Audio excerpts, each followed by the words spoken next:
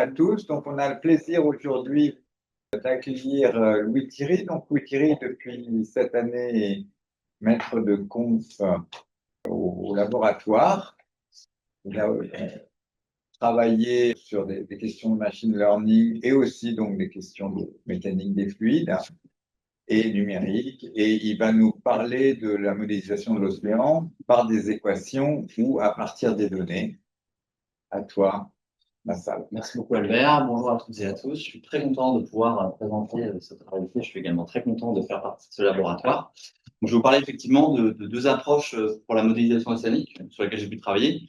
Une approche plutôt mathématique où on va regarder des équations de mécanique des fluides assez simples, donc qui permettent, comme vous allez le voir, de bien décrire les grands courants horizontaux dans l'océan. Une approche plus à partir des données qui vient de la culture machine learning où on va prendre des données issues de simulations, issues de la réalité et de voir en fait qu'est-ce qu'on peut en faire. On voit que ça peut être bien utile et de voir un peu ensuite comment est-ce qu'on peut réconcilier ces deux approches. Alors, avant de commencer, je ne résiste pas au plaisir de vous montrer cette magnifique image donc, prise d'un satellite Sentinel-2. Donc, la résolution, c'est 10 mètres, et donc je vais zoomer un peu pour que vous voyez un peu de quoi il s'agit. Et donc, en fait, c'est un grand tourbillon. Le petit point blanc que vous voyez ici, c'est un bateau. Donc, c'est un bateau qui avance à quelques mètres par seconde. Et donc, ce grand tourbillon, on pourrait s'imaginer qu'il va très vite comme une tempête, mais en réalité, il va à quelques centimètres par seconde. Et là, on voit le sillage du bateau en fait, qui fait remonter de l'eau en profondeur. Ce que vous voyez en vert, ce sont des algues en fait, qui émettent du vert. Je pense que à l'image, le vert a été un peu amplifié pour faire cette belle image.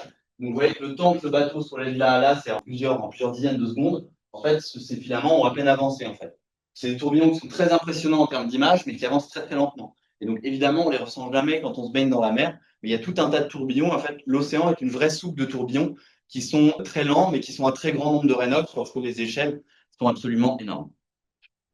Donc, la modélisation mathématique, moi, c'est ma formation originale, et peut-être que vous avez lu ce papier de Norbert Wigner qui parle de l'efficacité absolument formidable des mathématiques pour démontrer, pour modéliser tout un tas de systèmes. Et donc, moi, j'ai vu personnellement quand j'ai travaillé en chimie quantique, en théorie fonctionnelle de la densité, mais également pour la modélisation de l'océan, en fait, avec des principes très simples, souvent des principes d'action minimum et des jeux d'équations assez simples, en fait, on arrive à décrire la réalité de façon très fidèle. Et à côté de ça, donc moi, j'ai fait ma thèse avec Stéphane Mallat et je suis aussi passé par DeepMind en 2017, où là, on a vraiment une autre approche qui est bien décrite dans ce biais d'opinion par trois ingénieurs de Google qui, eux, à la base, se sont attaqués au signal, donc plus à l'image et au langage, et en particulier dans le langage, toutes les approches mathématiques théoriques, c'est-à-dire les approches avec des grammaires formelles, etc., étaient très élégantes, avec plein de bonnes idées, modélisation multi-échelle, mais ne marchaient pas pour avoir des modèles prédictifs statistiques, en fait. Et ils répondent, en fait, à ce papier de Norbert Wigner, dont ils disent qu'il est formidable, mais sur un certain nombre de signaux, et en particulier les signaux humains, les modélisations statistiques à partir des données sont très puissantes. Et ces dernières années, elles ont connu une série de succès. Donc d'abord, la forme de révolution du deep learning avec la classification d'images, donc le papier de AlexNet, donc une équipe qui a ensuite été embauchée par Google. Ils ont beaucoup travaillé sur les réseaux de neurones. Et puis maintenant, on ne présente plus le chat GPT, les modèles de langage, mais également les générateurs de vidéos. Maintenant, vous pouvez taper un prompt et avoir une vidéo qui est générée. Donc, génération de lois de probabilité en très, très grande dimension. Une vidéo, c'est une image qui a 1 million de pixels, fois 30 images par seconde, fois potentiellement des heures de vidéo. Donc, on a en extrêmement grande dimension. Et à partir de données, on arrive à approcher ces densités de probabilité. Et donc, la question que je me pose et qui est intéressante, c'est de se dire, voilà, étant dans ce labo, ayant une culture machine learning, est-ce qu'on peut arriver à tirer le meilleur des deux mondes qui parfois sont un peu opposés? C'est-à-dire que du côté maths, on dit, en IA, c'est des super ingés, mais ils ne pigent rien à ce qu'ils font. Et du côté ingé, on dit, bon, bah, les matheux, c'est très sympa leur théorie, mais en attendant, ils font rien. Je caricature un peu, mais c'est quand même des choses qu'on entend de part et d'autre. Et donc, je vais peut-être vous rassurer, mais en tout cas, me réjouir du fait que les MATLAB sont encore utiles, entre autres, pour proposer des discrétisations adaptées aux solutions qu'on attend dans l'océan, qui sont un peu particulières, comme on va le voir, mais également pour comprendre le lien entre les jeux d'équations et comprendre quelles hypothèses on fait en physique. Maintenant, je vais vous présenter l'IA comme une approximation de densité de probabilité. Je vais d'abord une toute petite digression sur la classification d'images et des modèles de langage, juste pour expliquer, parce que c'est des questions qui parfois reviennent en salle café. Je pense que ça vaut le coup de passer 5 minutes pour expliquer ce que c'est, mais on se concentrera sur les densités de probabilité pour les signaux continus, ce qui n'est pas le cas du langage et des classifications d'images. Et enfin, on discutera de façon de combiner l'efficacité avec l'efficacité des modèles mathématiques qui sont très bons pour relier observation et données, et la régularisation probabiliste qui est extrêmement efficace pour résoudre vite des problèmes inverses. Et on parlera de projets que j'ai de faire de l'apprentissage de modèles hybrides par renforcement. J'ai pas encore c'est un peu plus ésotérique, mais c'est ce que je compte faire. Et je pense que c'est pas inintéressant d'avoir votre avis là-dessus. D'un point de vue modélisation mathématique, on s'intéresse à un modèle multicouche de l'océan. Alors, je vais rapidement vous faire le schéma ici, comme ça, pour arrêter. Et en gros, ça, c'est une couche verticale. On considère que l'océan est à ce là. Donc là, on va avoir 3 couches de fluide qui, au repos, ont une épaisseur constante quand il se passe rien. Donc là, c'est à peu près 2,7 km. Là, ça va mettre 1 km. Et là, c'est à peu près 300 mètres. Donc, en gros, l'océan, il faut retenir qu'il fait 4 km de profondeur. Et en fait, au cours du temps, chacune des couches, elle va avoir une épaisseur variable, en fait. Donc ici, c'est petite h1 qui dépend de x et y. Donc x, ça peut être ma coordonnée ici, et y, ça va être la coordonnée orthogonale au tableau. Et on a deux composantes de la vitesse. Donc u1 va être la composante de xy comme ceci, et b1 qui va être la composante comme ceci. Donc dans chaque couche, on a un modèle de Saint-Venant. On met les uns sur les autres, et donc vous avez des densités qui sont constantes, et qui, évidemment, plus on va profond, plus c'est lourd, sans quoi on aurait des instabilités. Donc voilà le genre de modèle qu'on utilise. Et le modèle de Saint-Venant, c'est essentiellement conservation de la quantité de mouvement et conservation du volume sur la masse. Et donc avec ça, on arrive à décrire des modèles très puissants. Le seul ennui, c'est les ondes de gravité. Parce qu'ici, vous avez une hauteur de 4000 mètres. La vitesse des ondes de marée, donc le mode barotrope, c'est racine de GH, G valant 10, racine de GH, racine de 40 000, ça fait 200 mètres par seconde. Et comme vous savez, en modélisation, quand on a un phénomène qui avance à 200 mètres par seconde, sur une maille donnée, il faut que l'onde ne fasse pas plus d'une maille par pas de temps, c'est les conditions de CFL, ce qui vous oblige à avoir des pas de temps extrêmement petits et qui est embêtant pour les simulations climatiques. Et c'est pour ça que les chercheurs ont inventé notamment le modèle quasi-osmorphique, où on va faire une hypothèse de petite déviation et également filtrer les ondes de gravité. Alors cette fois-ci, les trois variables UVH, qui sont des variables qu'on comprend bien physiquement, sont remplacées par la vorticité potentielle, qui est un concept un petit peu plus compliqué, mais c'est en gros de la vorticité. Et donc, à partir de la vorticité potentielle, pareil, c'est un modèle à couches, mais j'ai un seul champ pour décrire chacune des couches au lieu de trois. J'inverse une équation de Helmholtz, que j'ai écrit H-1, et j'ai un gradient orthogonal qui me donne la vitesse. Et derrière, j'ai simplement une équation de transport de la vorticité potentielle avec du forçage. Donc, essentiellement, on met du vent à la surface et on met de la friction au fond. Et donc, avec ça, on peut décrire l'océan. Il existe des modèles, des discrétisations qui marchent assez bien, on va les comparer. Mais le premier travail que j'ai fait en postdoc quand je suis arrivé en océanographie, c'est avec Guillaume Roulet de dire on a un modèle de transport, faisons-le par méthode de volume fini en discrétisant la vorticité potentielle au centre des mailles de façon à pouvoir faire des vrais volumes finis, plutôt que les discrétisations visuelles qui, pour des raisons historiques, discrétisent la fonction de courant et la vorticité potentielle au même endroit sur le pays. Alors ça demande de faire un calcul de flux, et pour ça on a utilisé des méthodes de type Ueno. Donc les calculs de flux consistent à interpoler la vorticité potentielle sur les bords des mailles pour essentiellement être capable de calculer des flux. Et ça, il y a une petite marotte en océanographie, c'est d'avoir des modèles qui soient conservatifs. Et c'est normal pour des études de climat, on va être capable de montrer qu'on conserve l'énergie. Le problème de ces méthodes conservatives, c'est qu'en général, elles vont introduire de la dispersion numérique et elles vont faire détruire les structures, les discontinuités qui sont très importantes à décrire dans l'océan. Et donc, ces méthodes Bueno d'ordre 5, on utilise jusqu'à 5 points pour calculer les flux. Alors, quand on est près du bord, on n'a pas le choix de faire des petites interpolations à 2 ou 3 points. Mais avec ces méthodes d'ordre 5, on arrive à avoir une préservation, comme on va le voir, bien meilleure des structures de grande échelle. Et enfin, pour résoudre l'équation elliptique, on a déterré une vieille méthode de la matrice capacitance qui nous permet en 2 coups de transformé de Fourier d'avoir un solveur extrêmement rapide. Et donc là, vous voyez un Gulf Stream idéalisé. Alors, il faut avoir un peu d'imagination. Ça, c'est la côte est des États-Unis. Ça, c'est la côte espagnole et ça, c'est la côte ouest du nord de l'Afrique. Et donc, vous avez un courant de bord ouest et qui se rencontre ici au milieu et qui fait un espèce de jet turbulent. Ça, c'est à haute résolution 10 km.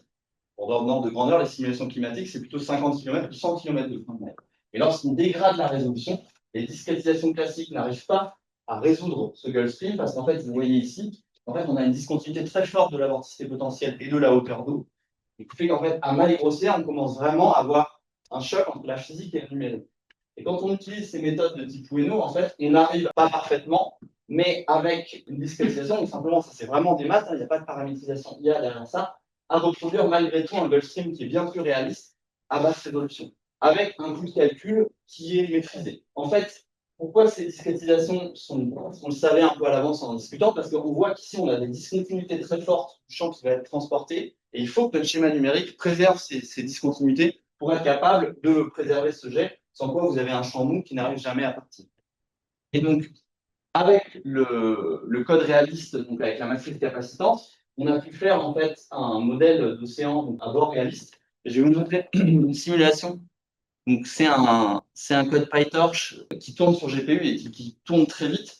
D'ailleurs, c'est un message que je tiens à faire passer, c'est que souvent, les gens disent, oui, nos modèles d'IA, ce qu'ils appellent des émulateurs qui reproduisent les codes numériques, vont beaucoup plus vite. Oui, mais ils comparent ça à des vieux codes Fortran des années 80 qui pédalent dans la semoule aujourd'hui sur les machines. Et donc, la vraie comparaison qui est juste, c'est de dire, prenons les équations, discrétisons-les correctement sur des architectures de calcul modernes et comparons vraiment des choux avec des choux. Et donc, vous voyez ici bien qu'on a fait des hypothèses très restrictives. Donc, on a un fond qui est complètement plat, une côte qui est assez grossière, on a une résolution de 10 km. On a un Gulf Stream qui décolle bien au niveau de la Caroline du Nord, comme on s'y attend. Donc, ça, il n'y a pas de. Enfin, à part le choix de Bueno, il n'y a pas tellement d'hyperparamètres. Hein. Pour le forçage du vent, on a une vieille climatologie des années 80. Au fond, on a un fond plat avec juste du drag. Et donc, on arrive avec ça avoir malgré tout un bon Gulf Stream. Alors, il y a juste un truc qui n'est pas très réaliste, c'est ces gros tourbillons ici, parce que normalement, ici, il faut marquer les Bahamas. Mais le problème, c'est que là, en fait, les Bahamas étaient trop proches à 10 km, et du coup, il aurait fallu creuser un peu les Bahamas. Donc, à choisir entre creuser les Bahamas et les enlever, je les ai rayés de la carte. C'est un petit peu, voilà, mais je compte faire des simulations, surtout maintenant que j'ai ma nouvelle machine dont je vous parlerai, je compte faire des simulations avec les Bahamas. Donc voilà pour la discrétisation. Donc les maths nous sont vraiment utiles pour proposer des discrétisations efficaces et puis codées en PyTorch, ça va vite. Et l'autre point qui était intéressant, c'est, on avait posé la question à Guillaume Roulet, mais est-ce qu'on ne pourrait pas écrire le modèle quasi-géotropique dans les mêmes variables physiques U et H, beaucoup plus parlantes que la vorticité potentielle. Et donc, en fait, quand on regarde dans les textbooks, on voit qu'en fait, l'hypothèse quasi-géostrophique, c'est une sorte de développement limité, et qu'en fait, on peut écrire l'évolution des variables géostrophiques comme Saint-Venant, le membre à droite de Saint-Venant, plus un terme de correction, en fait. Et lorsqu'on calcule la vorticité potentielle, elle vient annuler, en fait, ce terme de correction. Et en fait, on a retrouvé, notamment dans la thèse de Frédéric Charles, mais c'est des vieux résultats de Salmon, que dans le monde continu, cette projection est bien connue, en fait. Les gens qui font de la théorie là-dessus, notamment Anne-Laure Dalibard, connaissaient bien ce résultat. Mais dès lors qu'on veut le passer au discret, il n'y avait pas de méthode numérique qui avait été proposée. Et donc, ça a été l'autre travail qu'on a fait. Et ce travail nous a permis, en fait. Oui. Ce que tu appelles inverser Helmholtz, c'est un opérateur de la forme Laplacienne. Ouais, c'est ça. C'est Laplacien Q moins alpha. Voilà, c'est ça, c'est la somme moins alpha Q égale Laplacien. Et le alpha est positif, c'est bien ça. le alpha est positif, ouais. Ouais, et ça se fait en Fourier, donc c'est diagonale et diagonale en Fourier. Et quand les bords sont un peu bizarres, c'est juste ça. N'hésitez pas à m'interrompre d'ailleurs, je sais que j'ai un début de parole un peu rapide, dans mon balai que je présente, donc n'hésitez pas à me. Il y a d'autres questions au passage? Je mets température. Pour l'instant, non. En fait, la température, elle est falsifiée entre guillemets parce que le fait que l'océan soit plus léger en surface, c'est des effets de pression, mais qui sont marginaux, mais surtout des effets de température. Il est plutôt plus chaud en surface et du coup, je dis des bêtises, on me grave dans la salle, des bêtises, mais je crois que c'est ça en fait. Donc, pour l'instant, effectivement, il n'y a pas de salinité non plus dans ces modèles. C'est des modèles joués, hein, je suis d'accord avec vous, mais j'en dis rien. En tout cas, le premier avantage, c'est qu'en fait, on peut comparer deux discrétisations avec le même code.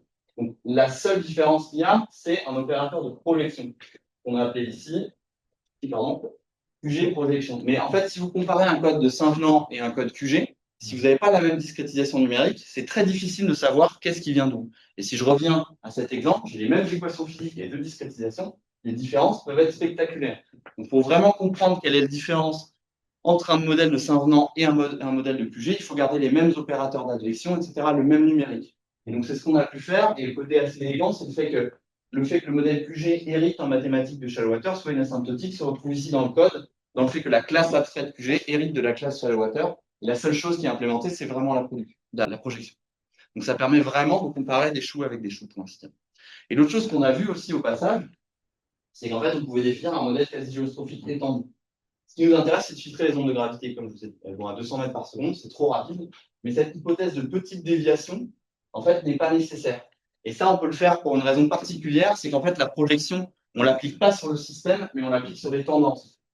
Une telle projection n'est pas possible quand on le fait sur l'état du système, mais là, la projection, on l'applique sur les dérivés temporels, sur l'espace tangentiel. Et donc, à partir de ce moment-là, le modèle est, semble-t-il, bien posé. C'est le résultat en cours que Guillaume Roulet fait avec un mathématicien à Brest, dont j'ai oublié le nom.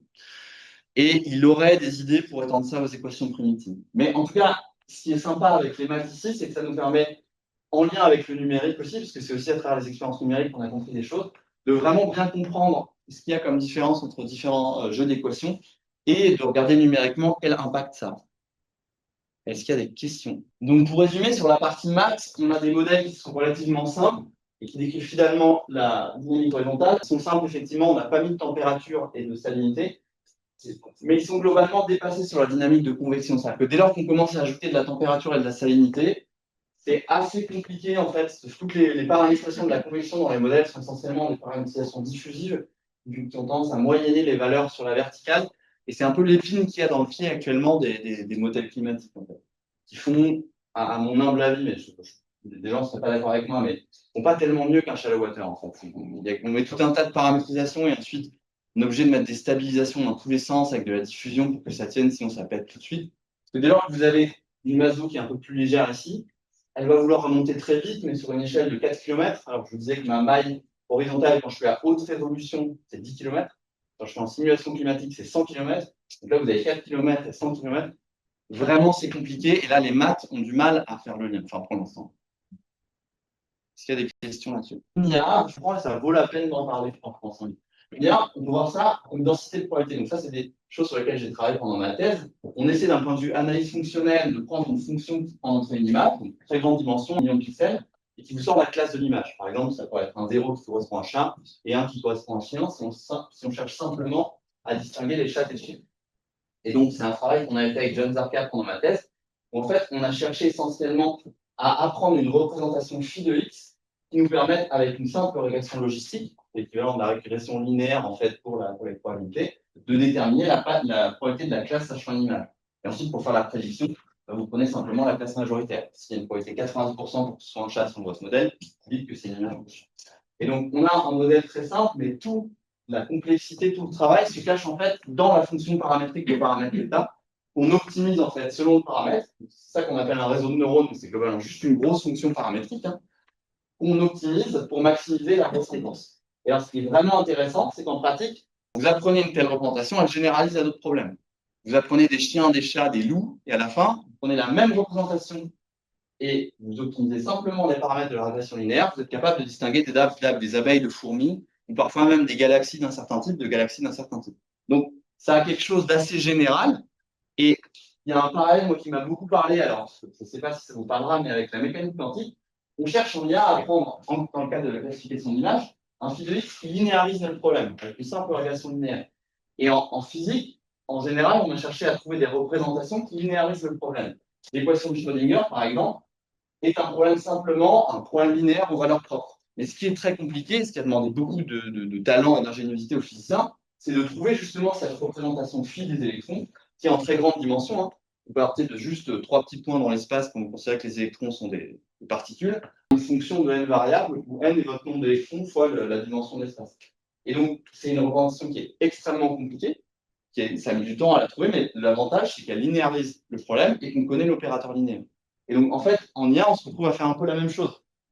Les aspects non linéaires sont traités dans la représentation et nous, on cherche à les apprendre. Et c'est exactement la même chose pour les modèles de langage. En fait, un modèle de langage, c'est pareil, c'est de la classification.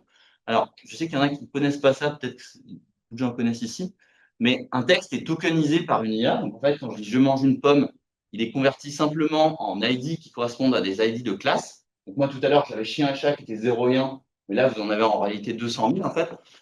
Et là, si j'écris par exemple anticonstitutionnellement, vous allez voir qu'il est découpé en plusieurs mots. J'ai fait des petites copies, mais bon, peu importe. Et donc après, c'est juste un problème de prédiction du prochain token en fonction des précédents, et ensuite un problème de génération. On génère les bouts de mots les uns après les autres. C'est simplement comme ça que ça marche. Et quel est le rapport avec la choucroute, vous me direz, mais c'est la même chose en fait. C'est que vous cherchez une représentation générale de votre suite de mots qui permettent de trouver la probabilité du prochain mot, prochain bout de mot, avec une régression logique. Et l'idée, c'est de trouver un truc absolument général. Le chat GPT, ce qu'on appelle un modèle fondationnel, il a trouvé une représentation qui marche aussi bien sur des bouts de mots, soit de la cuisine, soit des maths, soit de la poésie ou n'importe quoi. Donc, il y a vraiment cette idée de trouver un phi θ général. Alors, ça, c'était juste une digression parce que, en l'occurrence, nous, on ne cherche pas à trouver des lois de probabilité sur des variables discrètes, mais en océanographie, on cherche des variables continues. Vous voyez, tous mes champs que j'ai définis, la hauteur, la vitesse, la vorticité potentielle, c'est un peu comme des images, en fait. C'est plus juste la classe de l'image ou un type de mot, c'est des modèles continus. Et donc, formellement, on cherche à décrire les états X dans l'espace de grande dimension. Donc, moi, j'ai beaucoup de pixels dans mon image d'océan, comme vous l'avez vu. Et on cherche pour ça à retrouver une densité de probabilité P de X qui pourrait me servir, par exemple, si j'étais aussi capable d'avoir des lois conditionnelles, d'échantillonner, quelle est la probabilité que mon état soit échantillonné? Je voudrais la probabilité de mon état de l'océan dans 30 jours, étant donné mon état actuel. Connaissant mon état actuel, j'échantillonne et je peux donner au météorologue, ben voilà, j'ai plusieurs scénarios qui viennent de ma loi de probabilité conditionnelle. On regarde sur l'état dans la plante. Alors, l'état, c'est un grand vecteur. Il peut y avoir la température, la salinité. En pratique, C'est pas l'état il y a un an et l'état il y a 2 ans que. alors on pourrait, mais en pratique, on sait pour le coup que l'océan, c'est assez markovien globalement. Enfin, c'est un système physique. Là où les mots, bah, il y a des dépendances à longue échelle. Mais a priori, si j'ai une bonne connaissance de mon système à l'instant T, l'océan n'a pas vraiment de mémoire. Après, dans les faits, ça se discute, hein, parce que c'est vrai que parfois, en donnant des trucs dans le passé, on peut voir des phénomènes qui sont mal représentés dans l'état actuel.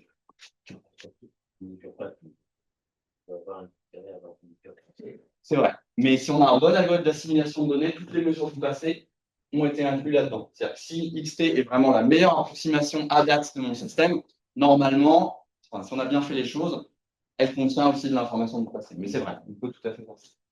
Et donc l'enjeu d'approcher P à partir d'échantillons, c'est ce qu'on appelle les modèles énergétiques ou modèles de diffusion dont je vais vous parler maintenant, qui sont vraiment les outils dont on va se servir. Alors, le principe, c'est qu'on prend notre espace X dans RD et on va le bruiter simplement en ajoutant bruit de languissien. Donc, ce que j'ai illustré ici. Cette fois-ci, j'ai pas de X, c'est vraiment une image, hein, c'est pas ma configuration océanique, mais en général, une espèce de champ scalaire. Je le bruite. La probabilité de Y, c'est simplement par marginalisation, comme on dit, c'est la probabilité de Y sachant X fois T de X. Et G sigma, c'est la gaussienne, je pense que la plupart d'entre vous la connaissent, c'est 1 sur pi sigma carré à la puissance d sur 2 fois l'exponentielle de la norme carrée de y moins x divisé par 2 sigma carré. Okay, donc c'est ça, c'est mon noyau. Alors ça, s'il y en a parmi vous qui font des EDP ici, et je crois qu'il y en a quelques-uns, c'est une solution de l'équation de la chaleur en général. En fait, j'ai un continuum de densité de probabilité. À t égale 0, j'ai ma densité initiale, c'est celle qui m'intéresse. Mais au fur et à mesure, quand j'ajoute du bruit, en fait, j'ai une sorte d'équation de la chaleur où le paramètre t serait égal à sigma carré. Et donc la question que je vous dis, c'est un peu Noël, est-ce qu'on pourrait approcher non seulement P0, mais le continuum, l'ensemble des densités de probabilité? Et la réponse, comme c'est bientôt Noël, c'est oui. Alors moi, comme cadeau de Noël, ça me plaît beaucoup, hein, je sais pas vous, mais j'ai découvert ça j'ai pas découvert ça hier, mais en tout cas, c'est quelque chose qui est assez formidable. Et la magie, elle se cache dans cette formule qu'on appelle la formule de Tweedie-Miyazawa, qui relie l'espérance, la moyenne conditionnelle et le score. Alors, la première chose qu'il faut savoir, c'est que l'espérance conditionnelle, c'est l'estimateur des bruiteurs, si vous voulez, en l'occurrence, parce que ici, Y est une version bruitée, mais c'est l'estimateur L2 optimal, en fait. Donc, en fait, l'espérance conditionnelle, c'est un objet mathématique et c'est en quelque sorte le nec plus ultra. C'est la meilleure approximation théorique de ma variable X, sachant sa version bruitée Y. Et ça se démontre assez facilement. En fait, si jamais je prends X, moi, une certaine fonction f de Y au carré, je fais simplement, en fait, derrière c'est du Pythagore, mais je fais apparaître l'espérance de X sachant Y tout simplement, le tout au carré. Donc je divise le carré en une somme de 2 carrés, et je rajoute 2 fois le produit des deux termes. Donc ces deux termes-là sont toujours strictement positifs lorsque je vais prendre l'espérance, X et Y. Donc ce terme-là reste positif, et ce terme-là, lorsque je vais prendre l'espérance, s'annule. Parce que l'espérance conditionnelle de X sachant Y, quand j'en prends l'espérance sur Y, ça me redonne l'espérance de X, et l'espérance ici, selon X et Y de X, ça me donne l'espérance de X. Donc ce terme-là s'annule, et à la fin, il reste 2 termes. Alors, c'est assez intéressant de voir que, du coup, ce terme-là, il s'annule pour que f de y soit égal à l'espérance de x sachant y, mais du coup, on a 2 termes dans cette erreur. On a ce terme-là qui est intolérable, hein, dans la variance conditionnelle, on ne peut pas faire mieux. Et celui-là, c'est l'erreur d'approximation. Et c'est là où les réseaux de neurones sont super intéressants. Parce qu'en pratique, si j'ai quelque chose, une fonction paramétrique, bon, tant pis, je ne comprends pas pourquoi est-ce qu'elle marche bien. Mais si en pratique, elle marche mieux qu'un autre réseau de neurones pour débruiter, eh ben, elle me rapproche de l'espérance conditionnelle, vous voyez. Et donc, je vais avoir la meilleure approximation. Alors, tout ça, c'est empirique, mais en pratique, calculer des espérances, on connaît la loi des grands nombres et le théorème de la limite centrale. On sait si on tire bien nos échantillons, on sait l'estimer correctement avec des bandes d'erreur. Le seul ennui, et c'est typiquement le genre de truc sur lequel Borian bosse, et c'est très compliqué, c'est de savoir pourquoi est-ce qu'un certain θ un transformer, un réseau convolutif, une cascade de régression linéaire ou une régression à noyau. Enfin, là, vous pouvez penser à tout ce que vous voulez. Pourquoi est-ce que ça marche? Ça, c'est une vraie question ouverte. Et en ce sens-là, oui, les IA sont des boîtes noires. OK, donc ça, c'était la première partie. Et la deuxième partie, c'est le petit calcul qui vous dit que le gradient de log PY, c'est bien la différence entre l'espérance et Y divisé par sigma carré. Pour ça, je reviens simplement à ma formule de P de Y, qui calcule le gradient par rapport à Y de P sigma de Y. Donc, bon, j'admets que je peux intervertir le gradient et l'intégrale. En pratique, ça ne se fait pas n'importe comment. Et donc, on va avoir le gradient de G sigma de X, que vous avez écrit ici, avec simplement une composition, enfin le gradient d'une composition de fonctions. Et donc, ça nous donne, du coup, x moins y, pardon, 1 sur sigma carré, l'intégrale de x moins y, l'exponentielle reste exponentielle dans la formule de dérivation, de composé de dérivée. Et donc ça, on retrouve en fait la loi jointe P de y et x. Et donc, pour avoir le gradient de la log proba de x par P de y, le gradient de y divisé par P de y, ça nous donne le gradient de la log proba de y. Ici, on a remplacé par la loi jointe, divisé par P de y. Mais ça, si vous vous rappelez la formule de Bayes, c'est précisément P de x sachant y. Et donc, en fait, on n'a plus que deux termes. Sigma carré, l'intégrale de x, P de x sachant y dx, qui est par définition l'espérance conditionnelle. Et sur le deuxième terme, on a y fois l'intégrale de P de x sachant y. Et ça, c'est 1 parce que P de x sachant y est une probabilité. Et donc, on a bien le gradient de log py qui est la différence divisée par sigma carré entre l'espérance conditionnelle de x sachant y. Encore une fois, ça, c'est mon meilleur estimateur et y. Okay, et donc ça veut dire que si vous avez un super bon réseau de neurones qui est un excellent débruiteur, vous allez avoir une excellente estimation de gradient de votre log proba. Et en plus, pas juste de votre log proba. Vous allez avoir tout un continuum de log proba. Et ça, pourquoi c'est intéressant?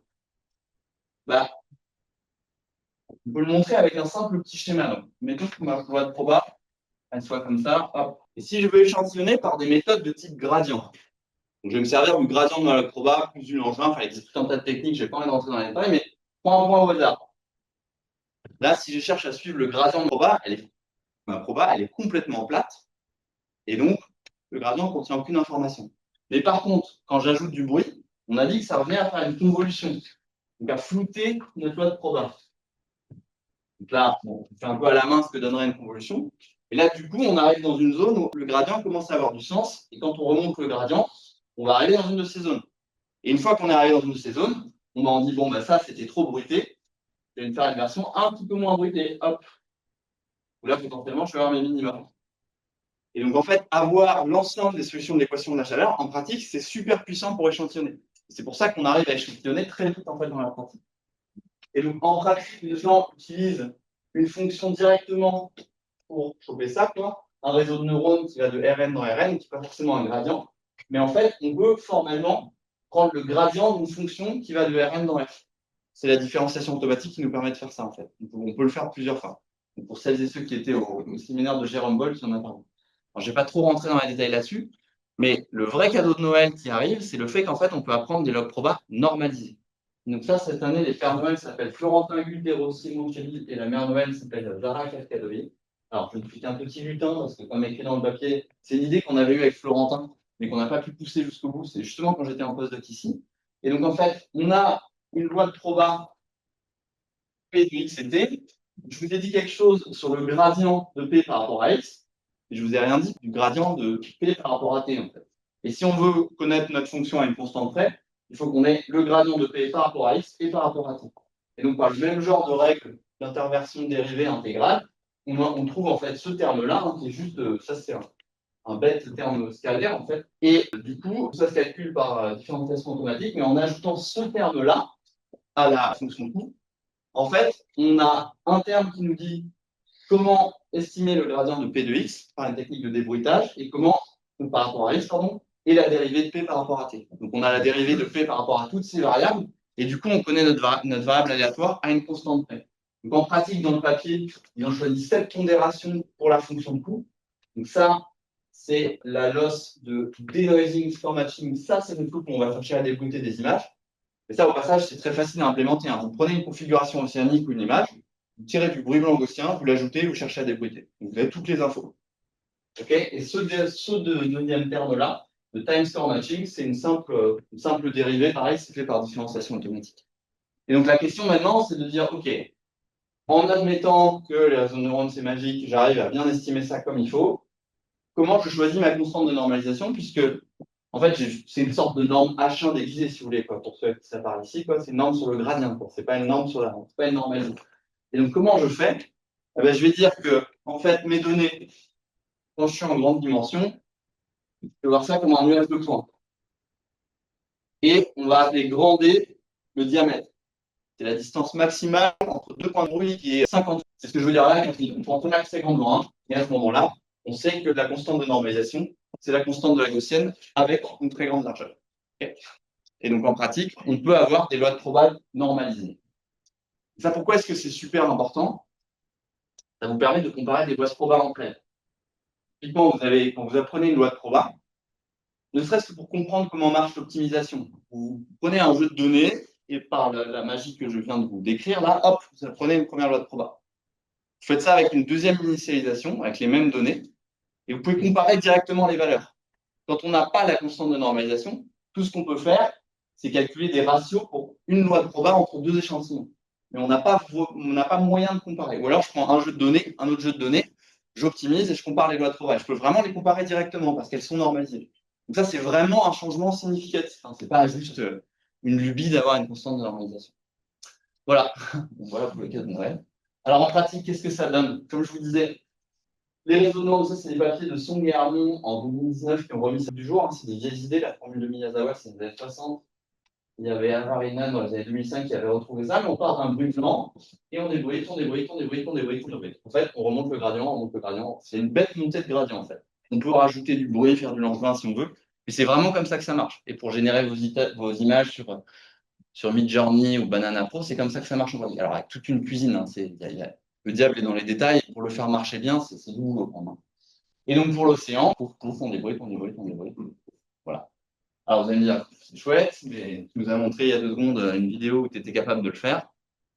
Et bien justement, parce que cette vidéo, 20 ans d'intégration, ça n'a pas du tout encore convergé. Pour celles et ceux qui étaient là au journée de l'influence, Étienne Meunier a présenté des techniques génératives qui permettent en fait, au lieu d'attendre 20 ans, paf, paf, paf, d'arriver à un état qui n'a pas encore convergé, hein, mon Gulfstream, après 100 ans, en fait, il va arriver vers ici, quoi. Plutôt que d'attendre 20 ans et de faire cramer des heures de CPU pour avoir une configuration, je peux en fait directement, en quelques itérations, une cinquantaine d'itérations, paf, avoir une configuration. Et en plus, on peut ajouter des contraintes, faire des... Ouais, question? Tu parles de quoi là? Ouais, j'ai raté un truc. Ça, c'est du bruit blanc. Un bruit blanc sur l'océan. Un bruit blanc sur l'océan. Bah, qui a du bruit blanc? Qui a du bruit blanc? C'est la machine, ouais. Bah, j'ai pas calculé. Sinon, il faudrait que je calcule une gaussienne à chaque pixel, je vais m'embêter. Donc ça, c'est un blanc. Et en fait, bruit blanc, en fait, c'est ça, si tu veux. C'est... Là, j'ai pris ma gaussienne. J'ai débruité, elle me dit, OK, tes données, elles sont là. Je fais un petit pas dans cette direction. Maintenant, je dis, OK, maintenant, donne-moi la gaussienne un peu moins bruitée. Et là, hop, j'avance. Donc au début, mon truc, je vois ça comme un espèce de gros nuage. Et petit à petit, au moment où j'avance, comme je vais vers une loi de proba qui est moins floutée, donc là, on fait l'hypothèse que ma loi de proba initiale, c'est des sommes de mesures de Dirac. En fait, petit à petit, je vois, en fait, c'est vraiment un modèle multi-échelle de ma loi de proba, quoi. Quand je suis très loin au début, là, je suis très loin de ma configuration océanique. Mon débruiteur, il va m'amener vers une espèce de configuration moyenne. En gros, la configuration moyenne dans l'océan, c'est ça, quoi. C'est un Gulfstream, c'est le courant moyen. Et après, petit à petit, au fur et à mesure que je vais me rapprocher, en enlevant du bruit petit à petit, je vais arriver vers quelque chose comme ça. Donc, ça a une utilité en soi. Et pour ceux qui parmi vous ont suivi les progrès en météo, notamment faits par les équipes de Google, GenCast, donc un de leurs meilleurs modèles, c'est cette fois-ci pas une génération de configuration pouf, comme ça d'un coup, mais c'est la loi conditionnelle de la météo dans 6 heures, sachant la météo maintenant. Et donc, ça c'est vraiment une super du papier. Donc ça, c'est l'état maintenant. Ça, c'est des modèles de diffusion que tu entraînes sur des données spécifiques à l'océan. C'est pas. Ah oui, c'est pas des images, oui, effectivement. En fait, moi, ce que j'ai fait, c'est que. Ah oui, pardon. Ce que j'ai fait, c'est que j'ai fait des expériences un peu fictives. J'ai fait tourner mon code de Shallow Water pendant 200 ans. J'ai pris un snapshot tous les 4 mois, parce que le temps d'oubli dans l'océan à peu près de 2 mois. Et donc, avec ça, je me suis fait une base de données. J'ai rajouté du bruit blanc. Merci pour la question, c'est vrai que c'est pas bien, ça c'est bien. Je rajoute du bruit blanc à ça, je débruite. Je rajoute du bruit blanc à ça, je débruite. Et je le fais à chaque fois, je tire une nouvelle, et je tire une nouvelle variante de bruit, et je débruite à tous les niveaux de bruit. C'est super important, hein, parce que à grand niveau de bruit, c'est important, mais à petit niveau de bruit, c'est important pour les petits détails. Un peu comme dans une image, hein, je veux dire. Et ça, image par image ou Alors, on fait par gradient stochastique. Si j'ai ma base de données aux images, j'en tire 10 au hasard, je tire 10 niveaux de bruit au hasard, je tire les bruits correspondants au hasard, et je débruite. Et je recommence. Et à chaque fois, tout est au hasard. Les images que je choisis, c'est au hasard. Les niveaux de bruit, c'est au hasard dans ma gamme. Et ensuite, les bruits, bah, c'est dans La dynamique que tu as, c'est celle que tu avais mis dans tes simulations. oui, je prends juste des snapshots. Hein, mais c'est effectivement, c'est. Les images sont taguées en temps. Non, elles ne sont pas liées en temps. Il y a 4 mois entre les snapshots et il y a un temps d'oubli. L'océan est chaotique. Et au bout de 2 mois après, ça commence à être décorrélé de. Je ne sais pas si c'est janvier ou février. Pas... Non, ça, j'ai pas donné l'info non plus. Après, dans ces simulations, j'ai un champ moyen qui ne dépend pas de l'année. Hein. Ah, si, quand même, il dépend de l'année, pardon. Mais c'est mois par mois, c'est grossi. Hein. C'est pas... Mais bon, c'est plus pour illustrer le machin, quoi. Voilà, et donc en pratique, les gens font ça aussi pour cette fois-ci les lois conditionnelles. Et pour répondre à la question de Borian, ils ont pris les reconstitutions du Centre européen de météo, ils ont pris les données reconstituées, et à partir de ça, ils ont dit bah, je vais apprendre un modèle de diffusion connaissant ça. C'est l'espérance conditionnelle cette fois-ci, mais ça marche pareil. C'est-à-dire que vous prenez le truc et vous apprenez en fait le delta. Étant donné ça, j'apprends le delta. Et je pars de brûlant, pouf, je me débrouille.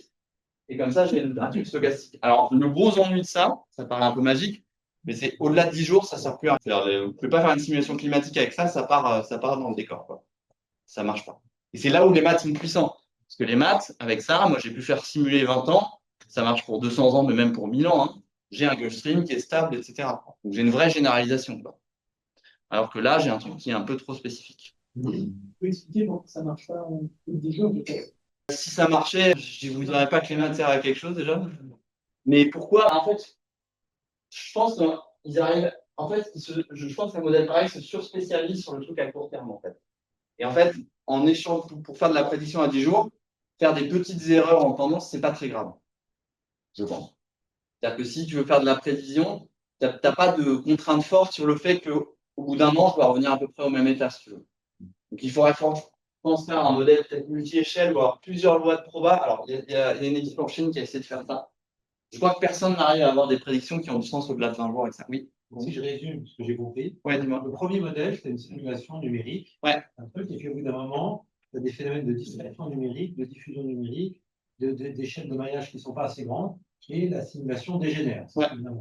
Et alors, ce que tu fais, c'est que tu prends ces simulations néanmoins, tu fais le traitement que tu nous as expliqué. Alors, pardon. Et celui-ci. Cette simulation-là, elle dégénère pas. Hein. Celle-là, elle se passe bien. Ah, très bien, pardon, ok. Elle dégénère pas, tout se passe bien. Et alors maintenant, ce que tu fais, et ça, tu l'encodes dans cette structure de. Ouais. Là, maintenant, pour le coup, tu es capable de faire tourner les simulations à partir de ce devoir, un temps quasiment infini. Ouais, en fait, je suis capable d'échantillonner à un moment selon l'état stationnaire. C'est ça que je peux dire, OK, moi, je veux un état après 200 ans. OK, sors-moi un, puis un autre, puis un autre. Je suis pas obligé de partir de zéro et d'attendre 200 ans pour que ça se passe. Et ça, pour les études climatiques, c'est un vrai impact. Hein. Ah oui. Bah, sinon, ils devraient, eux, en fait, en pratique, mais à l'IPFL juste à côté, ils partent de zéro et ils attendent, boum, ils brûlent du CPU en veux-tu, en voilà. Ah, c'est comme la formule d'OPI de Simon Plouffe, où on arrivait à prédire les décimales, Ouais. les premières décimales. Non, c'est un peu. Ben oui, c'est ça. Ouais, peut-être c'est un peu niche, je connais pas la formule de Simon Plouffe, mais je serais ravi d'en discuter. Bon, en tout cas, là, ça sert pas à plus de jours, mais comme Simon Plouffe. Hein. OK. Maintenant, comment est-ce qu'on peut combiner les deux? Alors, en pratique, comment est-ce qu'on reconstruit l'océan? On a des observations satellites. Donc, ça, c'est la hauteur de surface. Vous avez des satellites radars qui envoient des ondes et qui récupèrent. Ça, c'est les vieux satellites, donc avec une résolution de l'ordre de 3 km. Ça, c'est la Caroline du Nord. Hein, c'est l'endroit où, à grande échelle, c'est l'endroit où notre fameux Gulfstream décolle. Là, je vous montre ça à grande échelle. C'est ce point-là qu'on regarde.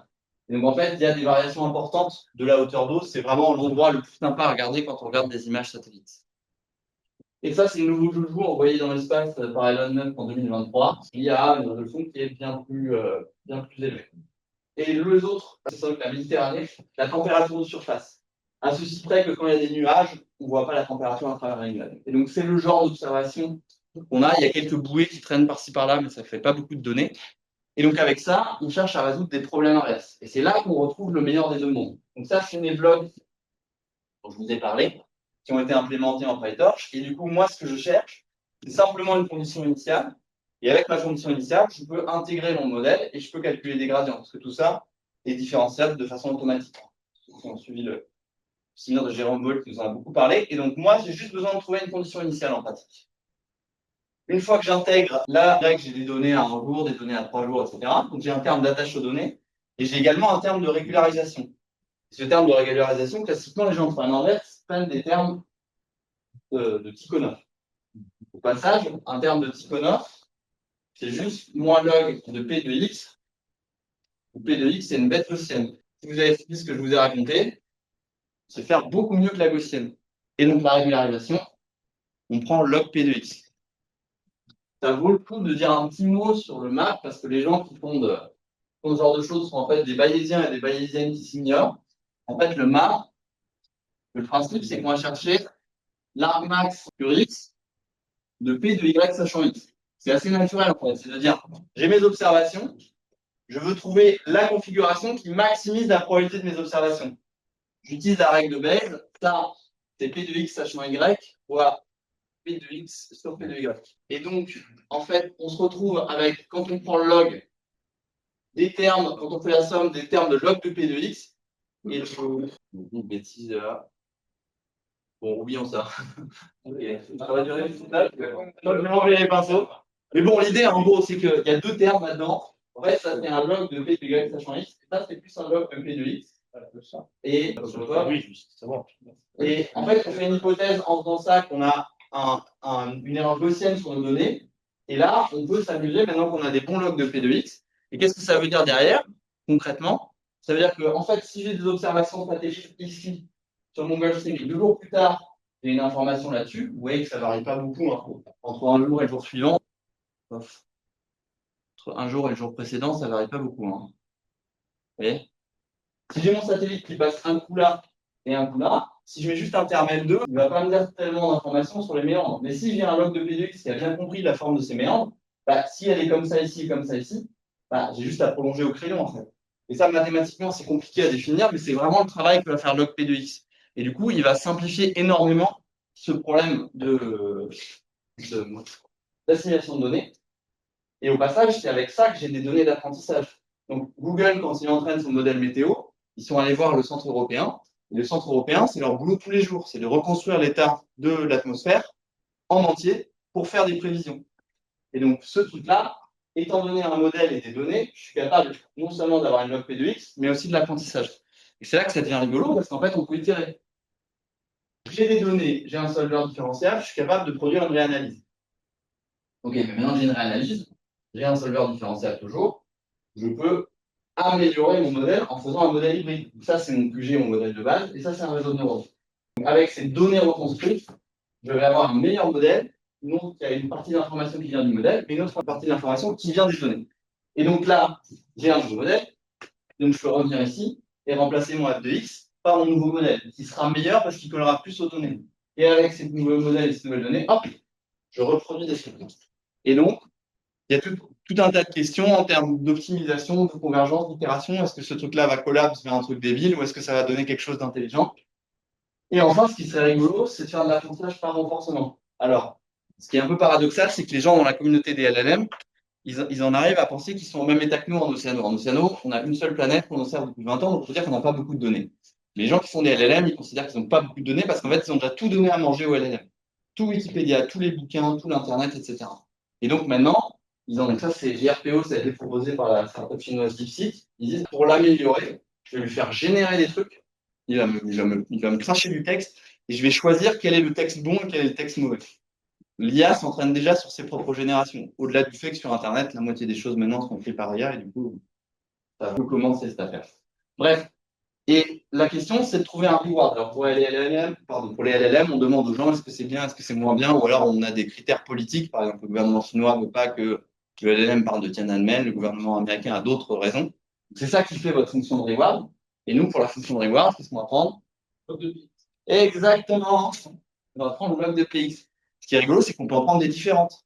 Parce que comme elles sont normalisées, on n'a pas juste besoin de regarder des ratios de probabilité en fait. Voilà. Donc c'est ça qui est marrant. Et ah oui, ça, je voudrais vous montrer. Donc ça, c'est Michael Brenner qui a fait ce boulot.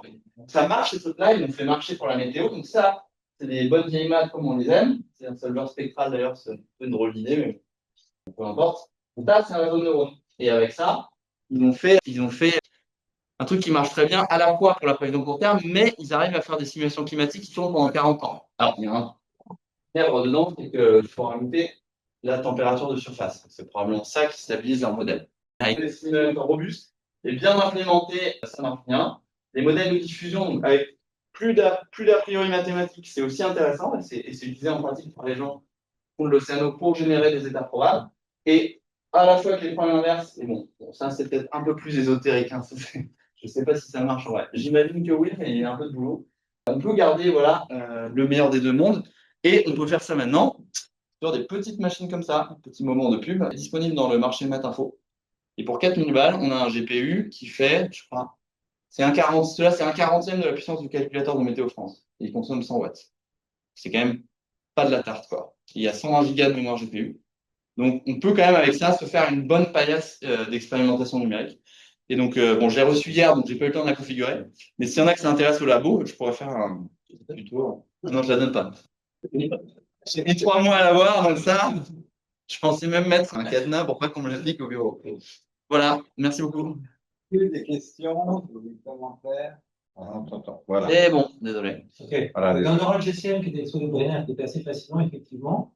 Donc, à la fin, il expliquait qu'il utilisait donc, un modèle hybride, Ouais. donc, qui était un modèle de type un peu, je sais pas quoi, il faut l'appeler Navier-Stokes, Large-Sinus. C'est équation primitive hein, dans le Mais genre. qui était équation primitive, d'accord, mais qui était un modèle joué, en fait, qui était un modèle incomplet, mais qui l'enrichit avec des données qui, elles, sont, alors, essentiellement, beaucoup plus riches que les modèles.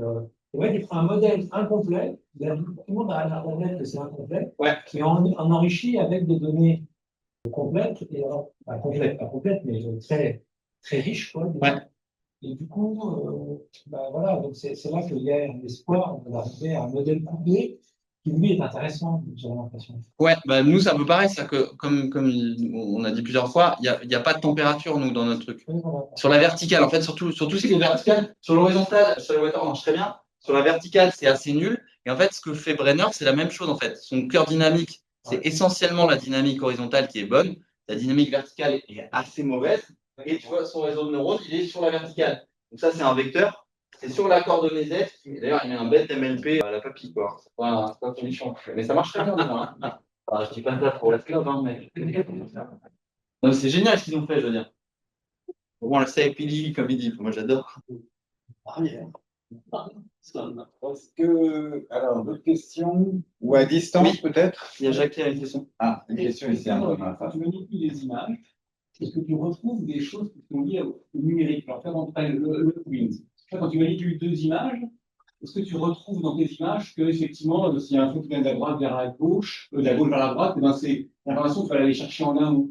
Est-ce qu'un truc comme la CFL aussi, par exemple, quand tu manipules deux images à nouveau d'un tunnel de transport, tu vas retrouver que tu ne peux pas faire plus que ce que est-ce que tes contraintes mathématiques de l'analyse numérique, tu les retrouves dans ta partie de assimilation de données, quelque chose? Bah, en fait, ce serait vachement intéressant de faire ça. C'est comme on a des lois de programme normalisées, je pourrais apprendre sur une simulation avec un schéma centré. Alors, au passage, il n'y aurait aucune gueule, hein. C'est vraiment moche avec un schéma centré. Bah, je pourrais vérifier que cette configuration, quand je l'évalue selon une loi de proba centrée, elle va être peu probable ou peut-être probable. Mais je pense que le vrai juge de paix à la fin, c'est plutôt pour comparer un schéma de type Bueno comme ça et un schéma centré ou plus simple, plus linéaire, par rapport à une loi de proba apprise sur des vraies données. Ça va être sur des vraies images reconstituées. Je pourrais apprendre ma fameuse fonction de reward, je pourrais l'apprendre sur des vraies données. On sait faire ça même si on n'a que des observations partielles. Et dire, d'accord, si maintenant je rajoute de la température simplement comme un traceur passif, que je regarde mon image de température avec ce modèle-là, est-ce qu'elle est plus probable au sens d'un modèle de proba appris sur des vraies données que tel ou tel schéma? Ça permettrait d'avoir un peu un juge de paix sur ces schémas sur lesquels il y a une espèce de guéguerre, j'ai l'impression, dans la communauté, où il y a les centrés, les décentrés, enfin, c'est un peu comme en politique, quoi, le truc. Des questions à distance, peut-être? Bon, eh bien, merci encore.